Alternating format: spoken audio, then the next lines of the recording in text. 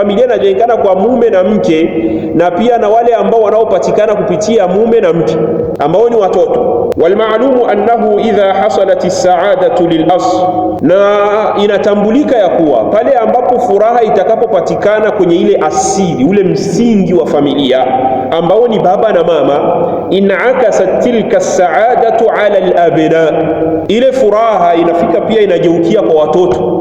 Pindi ambapo furaha itapatikana kwa baba na mama, ile furaha pia itapatikana kwa watoto.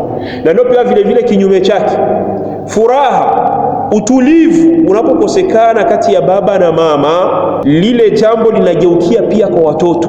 Na ndio maana baba na mama watakapokuwa hawaishi kwa misingi mizuri, au wanaishi kwa magomvi yasiyokwisha, vurugu za kifamilia, fujo za kifamilia, hii inaweza ikapelekea hata watoto wakaathirika kupitia hizo vurugu. Watoto wakaathirika hata shuleni wasifanye vizuri kutokana na matatizo ya kifamilia yaliyopo nyumbani. Hilo pia linaweza pia likaathiri hadi kwenye malezi ya hawa watoto, kwa sababu baba na mama hawaelewani. Nakumbuka katika darasa zilizopita nilizungumzia nikasema ya kuwa baba na mama inapokuwa njia yao si moja, hawawafikiani katika njia ya malezi ya kuwalea watoto, basi panakuwa asilimia kubwa ya uharibifu kwa watoto, kwa sababu mama atatengeneza hiki, baba atakuja ataharibu, au baba atatengeneza hiki, mama atabaki na watoto ataharibu. Na ndio maana inapokuwa mke na mume ndani ya ndoa, malengo yao kwa watoto hayafanani, basi hawa watoto wana hatari ya kuharibika, kwa sababu itakuwa baba akiingia ndani ya nyumba, kuna mazingira fulani ambayo anayatengeneza kama baba akiondoka, mama anakuja kubomoa yale ambayo baba ameyatengeneza. Na pia vile vile yawezekana mama akawa ni mtengenezaji na msuluhishaji mzuri kabisa, akawa na watengeneza watoto, lakini baba akirejea jioni anakuja kuharibu mambo yote. Au baba siku ambayo ameshinda nyumbani anaharibu mambo yote, anaharibu kabisa. Watoto wanafika wanaona, kwa sababu wale watoto hawajafikia umri wa kupambanua na kubainisha mambo, hawajakuwa na uwezo wa kujikontrol. Kwa hiyo itakuja kufikia, watakuja kumuona ya kuwa yule ambaye anayewapa uhuru na nafasi ya kuyapata yale ambayo nafsi zao zinataka, ndio watamuona kuwa ndiye anayewatakia kheri, na ndio ambaye watamsikiliza sana na kumfuata sana baina ya wazazi wao. Kwa hiyo hili linakuwa ni tatizo na ni janga. Na ndio maana ukiona katika maisha yako ya ndoa upo na mwenza ambaye yeye anapenda sana kufanya mambo kwa lengo la kuwaridhisha watoto, basi ujue ni mtihani mkubwa sana uko nao. Kama utakuwa uko mwanamume, uko na mke ambaye yeye kazi yake anapendelea kufanya mambo kwa lengo la kuwaridhisha watoto, huyu ni matatizo makubwa sana. Kwa sababu unajua ndoa za leo, watu wengi wanaingia kwenye ndoa kwa kujali starehe zao, kwa kujali kukidhi matamanivu yao wao, bila kujali natija ambayo itakayopatikana kupitia zile starehe zao. Leo utamkuta kuna mwanamke anaolewa na mwanamume kwa sababu tu anazoea, mimi nimempenda huyu mwanamume, ni handsome boy, ana pesa, sijui ana cheo, ana umaarufu, nitanufaika kwa hivyo ambavyo ninavyoviona kwake. Kwa hiyo mwanamke unamkuta anakwenda hivyo, yeye anakwenda tu kwa starehe yake, yani vitu ambavyo venye vitairidhisha nafsi yake ameviona kwa huyu mwanamume.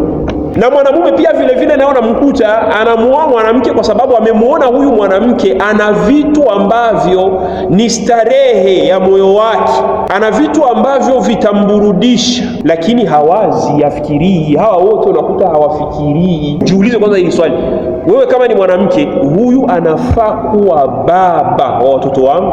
Swali muhimu sana ambalo unapaswa kujiuliza. Wewe kama mwanamume, jiulize, huyu anafaa kuwa mama wa watoto wangu? Swali muhimu sana. Lau wanamume wengi na wanawake wengi wangekuwa wanajiuliza hili swali kabla hawajaingia kwenye ndoa, nadhani uchaguzi wa kuchaguana kuingia kwenye ndoa ungekuwa mzuri. Lau ingelikuwa wanamume wanakuwa wanawachagua wanawake kwa lengo wanajiuliza swali, bwana, huyu anafaa kuwa mama wa watoto wangu, na mwanamke pia akajiuliza, huyu anafaa kuwa baba wa watoto wangu. Hilo ni swali muhimu sana.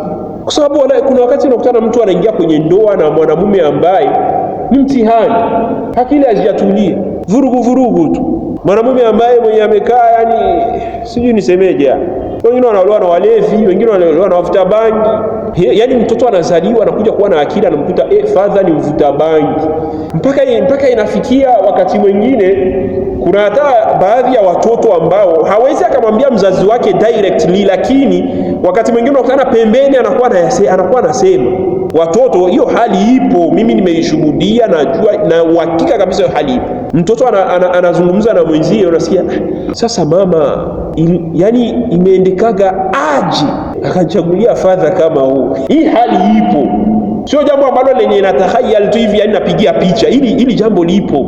Au namkuta mtoto yuko anasema sasa hivi mzee aliwazaga nini? Hivi mzee alisemaga nini kwa huyu maza? Kwa nini anachagulia mama kama huyu? Yani mtoto anakuwa msema mama yake kituko, anaishiwa. Jamani, kwenye maisha jitahidi sana. Kwenye maisha usije ukayafanya mambo ambayo wakati wa mbele utakuja kutamani urejee kwenye huu wakati urekebishe yale mambo. Kama jinsi leo ukitazama kuna baadhi ya mabinti kazi yao ni kujiposti kwenye mitandao ya kijamii. Wengine wanajiposti wanaimba muziki, wengine wanajiposti wanakatika viuno, wengine wanajiposti hawana stara ya kisheria, na mambo yao yamezagaa kwenye mitandao ya kijamii. Watu wanachukua. Ipo siku watatamani wafute vile vitu, lakini haitowezekana. Ipo siku watatamani yale ambao walioyafanya wayafute kwenye historia yao, lakini haitowezekana. Ni jambo la aibu. Mwanamke mtu mzima, umeshakuwa mama sasa, ushakuwa na kijana sasa, mtoto wa kiume, kijana wako ameshakuwa sijui na TikTok, unakuwa sasa na uoga. Sasa hivi mtoto wangu atakuja kukutana na vile vitu vyangu nilikuwa nakata viuno. Na kweli kuna watoto wanakutana na viuno vya mama zao kwenye mitandao. Hili ni janga kweli. Wewe just imagine, au labda imefikia wewe kama mama umeshafariki, umekufa. Hakuna wabinti ambao wanafariki anakufa iko na mtoto mmoja, watoto wawili, anafariki. Picha, video za viuno ziko kwenye mitandao. Mtoto anakuwa, wanakuwa wanamuonyesha, wanataka kumuona mama yako, wanamuonyesha video uko nakata kiuno, mama yako huyu hapa. Wanamuonyesha mama yako huyu hapa. Kumbe mama yangu alikuwa mkata viuno. Hapo mama umeshakuwa kaburini tayari, umeshakufa. Mtoto wako anakuwa anaonyeshwa mama yako huyu hapa, namna ulivyokuwa unajibinua kwenye mitandao ya kijamii. Unapiga picha unajibinua huko, unaonesha watu nyuma ili wakusaidie nini? Unaboosti vifua ili watu wakuone. Haya ni majanga kwa hiyo wanawake wa siku hizi, sijui kama wanakuwa wanawaza future yao, au wanakuwa wanawaza kama ipo siku watazaa watoto. Vitu wanaweka kwenye mitandao ya kijamii ni matatizo. Na leo imefikia hata baadhi ya vijana tena na wao pia ni matatizo. Kuna vitu ambavyo wanaweka kwenye mitandao, hata ukifa leo kesho mtoto wako yani atakuwa akikutazama anasema sasa mimi ndo nimezaliwa na baba kama huyu baba mwakili kama hizi. Leo kuna vijana wanakuwa wanaweka kwenye mitandao, wanacheza muziki, alafu mtu amevaa kitaulo ndio amevaa hapa chini, alafu yuko anakatika muziki, mtoto wa kiume anakatika kiuno. Sasa huyu vipi? Huyu Ashura Mariamu? Tunakuelewa kweli. Alafu tunategemea eti jamii na familia zitaongoka kwa watu kama hao. Allah atuongoze kweli.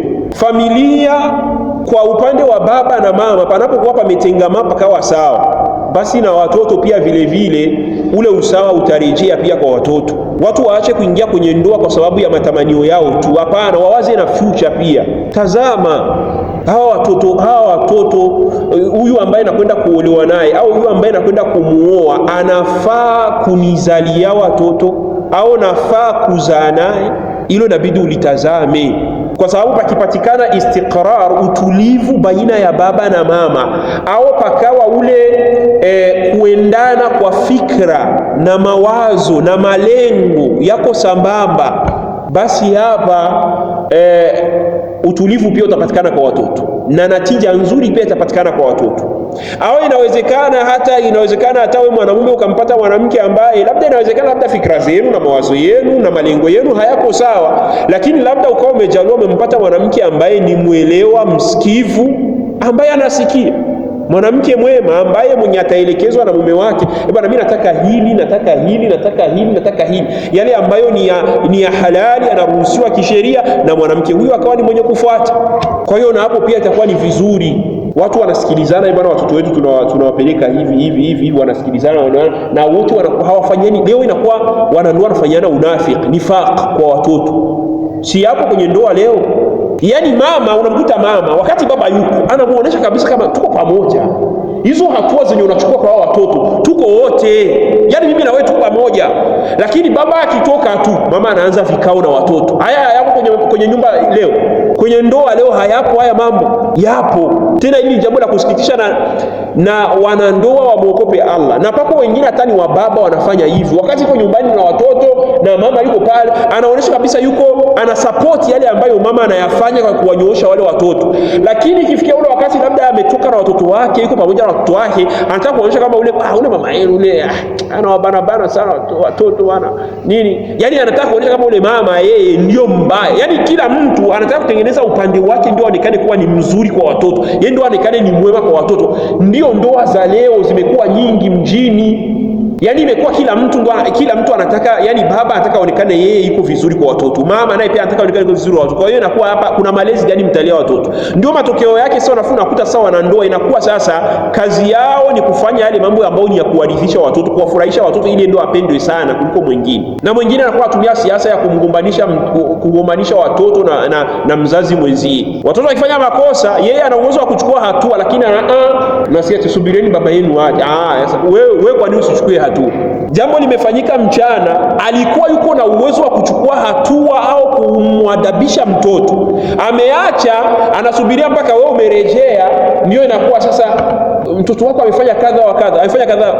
Hapo sasa, hapo usijifanye sasa kama vile sasa wewe ndio unataka kuonekana kama unamsikia mke wako na wewe unataka kunani, anakugombanisha na watoto. Huyo mama mbaya huyo. Kwa nini hukuchukua? Muulize kwa swali, wewe kwa nini hukuchukua hatua kabla mimi sijafika?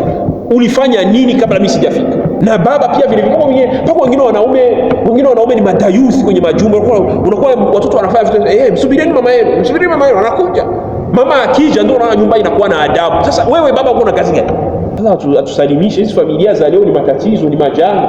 Mliingia kwenye ndoa kwa sababu gani? Starehe zenu tu, hamkuwaza kama patakuja watoto, mtalea watoto. Yaani majanga kweli kweli.